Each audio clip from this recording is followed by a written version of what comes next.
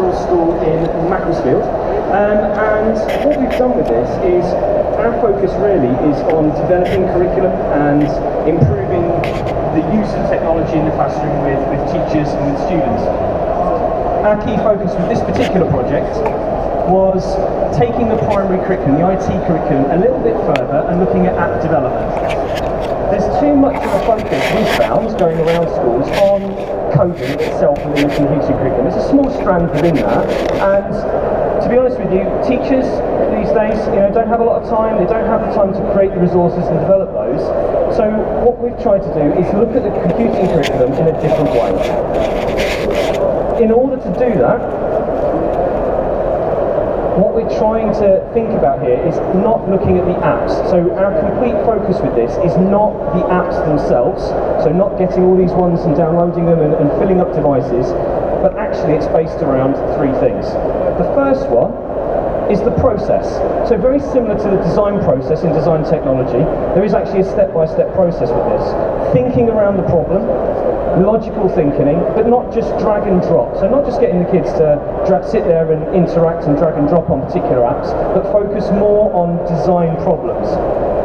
What we want to do really with this is actually break down the barriers between the student year groups. Quite often we've gone into schools and actually taught year one students who are uber proficient at doing coding and doing computing, yet they're being restricted in the way and the content that they're delivered. So what we wanted to do with this particular app project is break down those barriers. The other thing, coming from a staff training point of view, because we focus quite a lot on whole school development processes and curriculum development, is actually allowing staff in the staff room to talk about these problems. The typical thing we find with traditional ICT curriculum is that in year one they would do one particular project, in year two they do another project, in year three they do another, 4, 5 and 6. So all teachers across the school are all delivering different things. They may use a couple of shared apps, but actually the content and the process is different for every member of staff. So when you go into the staff room, we actually find these conversations like, well, how do you do that? Well, I don't know, I'm not teaching that bit yet. Those kind of things. So this project aims not only to help the students, but also help the staff develop their skills. The most important thing when looking at this particular app that we worked with Parkroyal School on is actually making it relevant, not only for the teachers, but also, more importantly, for the students.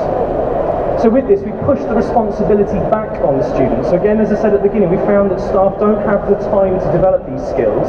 The students already have these, but it's just giving them the responsibility, giving them the accountability in the project to actually do the work themselves. So rather than it being led by the teacher, it's actually guided. It's student-led. So, working with Parkroyal Community School, we took 20 students. Now those 20 students were from early years. We had 2 students from early years, all the way up to year 6. We particularly chose mixed backgrounds, so mixed ability, gifted and talented, pupil premium students, and everyone in between. We did this whole project. We covered the majority of the computing curriculum and satisfied those as a tick box exercise almost within 5 days.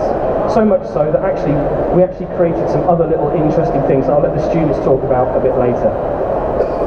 In order to give you a better picture, rather than me just standing up here and trying to sell my wares, I think it's important that you actually listen to the students and the teachers that are involved in this. So what I'd like to do is I'd like to welcome up Jo Shaw, and what she's going to do is she's going to give you a brief overview of the journey that Parkroyal have been on. Hi, good afternoon. Sorry, I'm incredibly nervous, so if I just stumble along, please just go with it. So the school we're at, we have 404 pupils on roll. We are quite a mixed catchment with 26% pupil premium, so not incredibly large, but we do have quite a diverse intake in some respects. We've got 22 teachers at the school and 18 TAs, some of those are specialist TAs, some of those are one-to-one. And for me, as a deputy head teacher, it's really, really important that we can create a culture of learning that not only engages our pupils, but makes sure we've got a real developed culture where staff buy into everything that we want to do. So the project that we developed through the week was really, really exciting. And whilst reviewing our primary curriculum in school, it was really clear that whilst we wanted to establish a culture that ensured all pupils could see relevance in their learning, it was also important that we empowered them to inquire and to make sure that they were able to seek clarity in their work, but also for them to take risks. Occasionally it can be quite easy to pull that off-the-shelf lesson plan and say, this is what I'm doing because it's something I feel less confident with. But for us as a school, we want not only our pupils to be able to turn around to our teachers and say, oh my gosh, I've seen Minecraft, this is what I want to do for area and perimeter this week, but also for teachers to be able to feel empowered and have that confidence that they can run with that pupil's ideas and learning in order to develop their skills and in order to empower them. So, in order to do that, during the spring term last year, we reviewed where our curriculum currently was. I'll be honest, it wasn't great. Some people were teaching IT, some people were using different companies and brands to deliver aspects of coding, but it was a little bit ad hoc. It wasn't as conducive to learning as we wanted it to be. So we sat down with staff, we went through a staff audit, as you guys may well have done yourselves at school, and there were lots of things that were coming up time and time again. Confidence around key terminology was one of them. Knowledge and understanding in terms of how to go about it, and actually being in the position to have the right equipment in order to do it. So we were really, really lucky that that's when our journey with LearnMaker started, because we wanted our curriculum to be different. We didn't want to be in a position where we were buying in a curriculum that actually the moment it was printed, it became out of date. We wanted to be in a position where we could develop the curriculum around our pupils' needs in order to prepare them for the moment they leave primary school. And as James has rightly said before, that's not about apps, it's about those skills and that ability and that confidence to inquire. So that's when the app project came along, back in September this year. And for us it was a real moment of enlightenment, if you like, as a school. During that week, the camps of people, the staff we've got in school, we had some staff that were involved straight away. They couldn't wait to be involved and to see what was happening in the learning, and you literally had to fight them off, send them back to class to teach, because they couldn't all be involved at once. We had another group of staff that were, it's a nice idea, that sounds great, but how's it going to work? What's it going to look like? Oh, you're going to make an app? Wonderful. Can I get it on my iPad today? Well, no, actually, we've not made it yet. We need to work at it. There's a process that goes into that. And then we had a third group of staff who nodded, smiled, and when they came into the hall, they'd run along so that they didn't have to be involved or they weren't asked any questions, because they were slightly anxious maybe, or lacking confidence, just in case they were asked something they didn't feel they knew a lot about. However, what was really exciting, on the Monday that may have happened, we had those three groups of people. By Wednesday, when one of our Year 1 people stood up and in the staff meeting explained to the staff how to use Google, things started to change, things started to shift a little bit, because the staff started to see that progress and that vehicle and that momentum that was driven by the pupils. It wasn't teacher-led, it wasn't a deputy head stood up saying, this is a new initiative that we want to run. It was driven by the pupils' learning. And as soon as it was driven and seen that actually a 5-year-old child can stand up and explain how to do it, suddenly it became, actually, do you know what, I want to be involved in that. And come Thursday, Friday, it was really exciting, because every single staff member on board was very much buying into the idea that actually the IT and computing curriculum can suddenly be something very exciting. So the buzz around school was great. The week itself was fantastic, and I cannot recommend highly enough LearnMaker as individuals, because they come and take each child individually but collectively at the same time and really listen and respond to their needs in order to know where they need to go next. And as a school they did exactly the same with our staff. They sat down with us, and actually come the end of the week we realised we needed to overhaul our whole entire IT infrastructure. We had some fantastic things in place. We had access to iPads, we had access to lots of different things, but actually there were so many fundamental issues that we needed to address in order to be where we wanted to be. So the week was pivotal. We had engagement and responses from not only parents, we had our children going outside to interview parents. They were using lots of different ways to gather information. That parent voice that we see as a school is so essential in terms of how we move forward and how we engage parents. We had governors popping in through the week, taking part, and actually they've become a really important vehicle and support in this whole system. They've held us to account very heavily, if you like, over the past few weeks whilst we've been looking at developing our infrastructure further. And also staff and their involvement. And actually for me, as a deputy head, the most important thing is knowing that the staff, in terms of delivering the computing curriculum to one aspect, their own individual IT development is a completely different strand. And that strand is something that I think is very easy to just assume is there. So that was a huge challenge for us. So by the end of the week, the outcomes were monumental. And rather than me talk a little bit more about them, I'm going to hand you over to Mark. He's a little bit nervous, but has practiced incredibly hard, so please be very kind as I hand him over to you.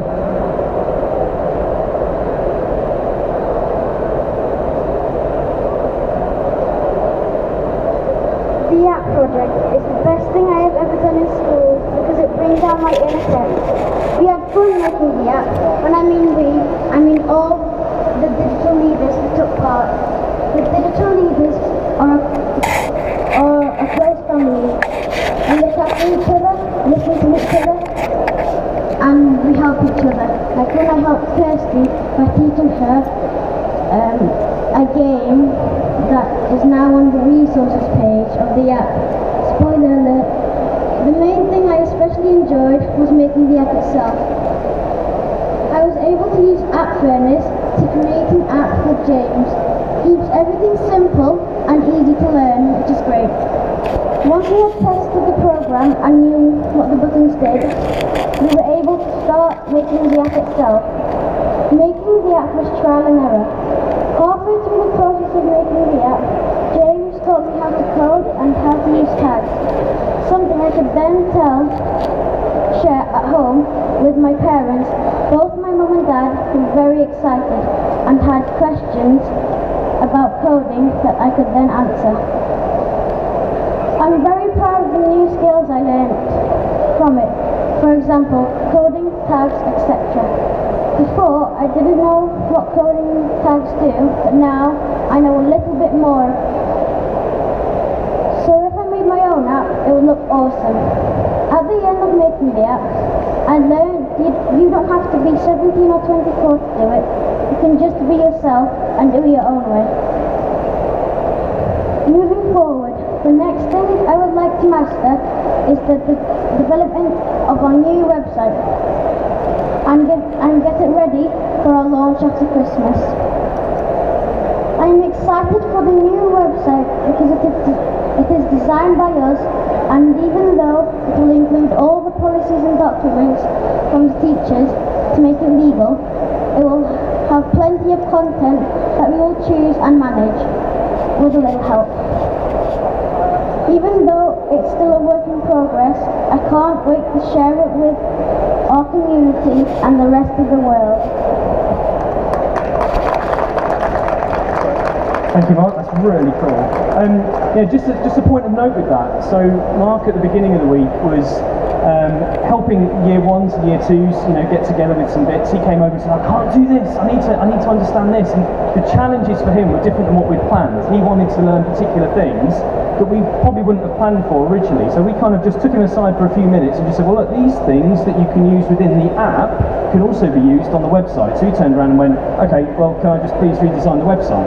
So we turned to Joe and went, "Is that possible?" Seeing as we haven't got the head wasn't there in the room at the time. And she went, "Yeah, I think so." By the end of the day, Mark, with his little team, had actually redesigned the whole site without us interfering at all. And that's just within sort of like a day, within a few hours, and with very minimal input from us. The key really with this is making it relevant to the students, and that website is the exact perfect example. It's relevant to him, it was a live thing for him, and it's key for his sort of interest. All of that was done within 5 days, but on top of that we wanted to document the whole process. So normally what Jay and me do when we go into this for kind of our company marketing is we take some photos and we write a blog, we write some entries. And the next person I'm going to invite up here is Ruby, and what she wanted to do is she wanted to do the same thing and document it. So we thought, well, that's fine, that links in with the computing curriculum, but also at the end of this it managed to tick off most of our English literacy curriculum as well. So in the process of doing this, Ruby kind of came up with the idea of writing a whole scheme of blogs which have now been posted, or in the process of being posted, on our site. Some of the entries have already been read hundreds of times, which is incredible. So what I'd like to do is I'd like to welcome up Ruby, and then she'll tell you what she did with her blogs.